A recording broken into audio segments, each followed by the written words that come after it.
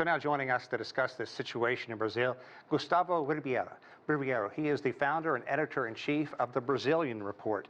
Gustavo, thanks very much for coming in. I'm curious what your thoughts were as you saw this unfold. This, as Paulo talked about, isn't a total surprise, but to see something like this, it's jaw-dropping.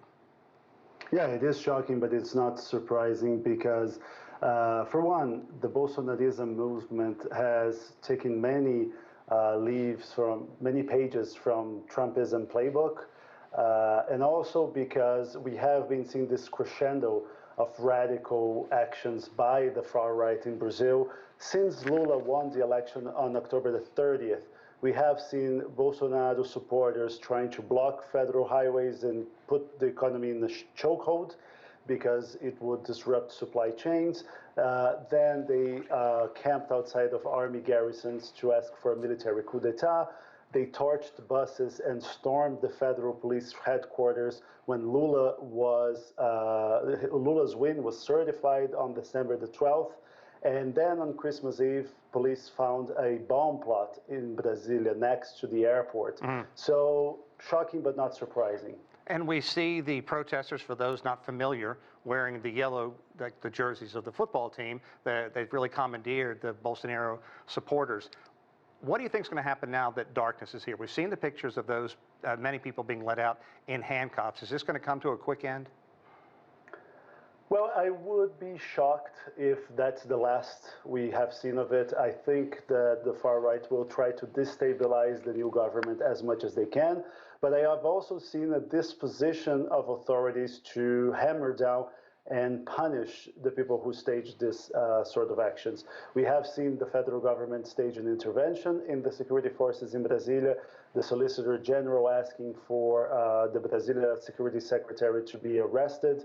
And I think that now that Congress has been a target, we will see much less leniency from lawmakers with these kind of actions. And Congress is, by omission, one of the parties responsible for what we've seen, because they just let Bolsonaro up his putschist rhetoric over 4 years without any sort of reprimand. Gustavo, also, there's no question that, at least in the higher ranking of the military, Bolsonaro provided pay raises for those people. And certainly he has a great deal of supporters, very high in the military. To what degree is there a concern that the military could just back off and let this unfold and see what happens and the whole thing just kind of cave into chaos? Well, I think it's a given that the military is just letting them do what they want, because when these putschist protesters were outside of army garrisons, that was the army's jurisdiction to remove these people, and they haven't for months. They left them there asking for a military coup for 2 months. Then, after the inauguration, just before, the inauguration, there was a movement from local police to disband these putschist protests, and the army requested for it not to be carried out. So the army is not necessarily engaging in this sort of action, but is not doing anything to prevent it.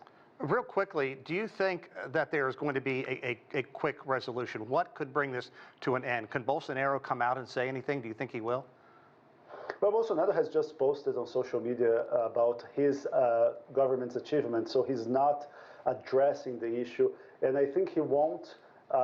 And I think he would just allow his supporters to destabilize while keeping this sort of plausible deniability that he's not directly responsible for these actions. I guess it is convenient that he is out of the country. Gustavo, yes. Thanks very much. We appreciate your insight.